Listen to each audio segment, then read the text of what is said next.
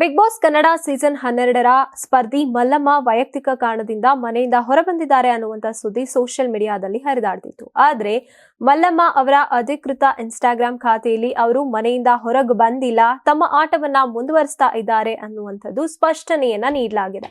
Vote ಮಾಡ್ತಾ ಇರಿ ಅಂತ ಅವರ ತಂಡ ಸಂದೇಶವನ್ನ ಹಂಚಿಕೊಂಡಿದೆ. ಬಿಗ್ ಬಾಸ್ ಮನೆಯಲ್ಲಿ ನಡೀತಾ ಇರುವಂತಹ ಕಾಲೇಜ್ ಟಾಸ್ಕ್ ನಲ್ಲಿ ಮಲ್ಲಮ್ಮ ಮತ್ತೆ ಸ್ಪಂದನಾ ನಡುವೆ ಚರ್ಚಾ ಸ್ಪರ್ಧೆ ನಡೆದಿತ್ತು. ಸ್ಪಂದನಾ ಗೆದ್ದ ಕಾರಣ ಮಲ್ಲಮ್ಮ ನಾಮಿನೇಟ್ ಆಗಿದ್ದಾರೆ. ಈ ವೇಳೆ ಮಲ್ಲಮ್ಮ ಅವರ ಪರವಾಗಿ ಮಲ್ಲಮ್ಮ ಕೆಲಸ ಮಾಡ್ತಾ ಇದ್ದಂತ ಬೋಟಿಕ್ ಮಾಲೀಕಿ ಪಲ್ಲವಿ ಮಾತನಾಡಿದ್ದು, ಮಲ್ಲಮ್ಮ ಚೆನ್ನಾಗಿ ಆಡ್ತಾ ಇದ್ದಾರೆ, ಮುಂದೆ ಅವರು ಚೆನ್ನಾಗಿ ಆಡ್ತಾರೆ ಅಂತ ಧೈರ್ಯವನ್ನ ತುಂಬಿದ್ದಾರೆ.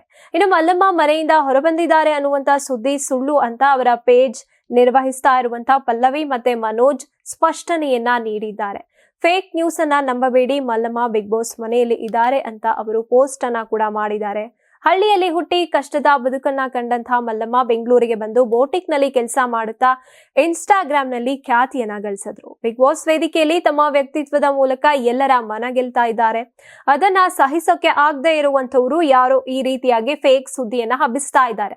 ಮಲ್ಲಮ್ಮಗೆ ನಿಮ್ಮೆಲ್ಲರ ಬೆಂಬಲ ಅಗತ್ಯ, ವೋಟ್ ಮಾಡಿ, ಮಲ್ಲಮ್ಮ ಬಿಗ್ ಬಾಸ್ ಮನೆಯಲ್ಲಿ ಮುಂದುವರಿಯೋದಕ್ಕೆ ಸಹಕರಿಸಿ ಅಂತ ಮಲ್ಲಮ್ಮ ಟಾಕ್ಸ್ ಖಾತೆಯಲ್ಲೇ ಅಧಿಕೃತವಾಗಿ ಮಾಹಿತಿಯನ್ನ ನೀಡಿದ್ದಾರೆ. ಸೊ ಮಲ್ಲಮ್ಮ ಬಿಗ್ ಬಾಸ್ ಮನೆಯಿಂದ ಹೊರಗೆ ಬಂದಿದ್ದಾರೆ ಅನ್ನುವಂತ ಸುದ್ದಿ ಸುಳ್ಳು ಅನ್ನೋದು ಸಾಬೀತಾಗಿದೆ.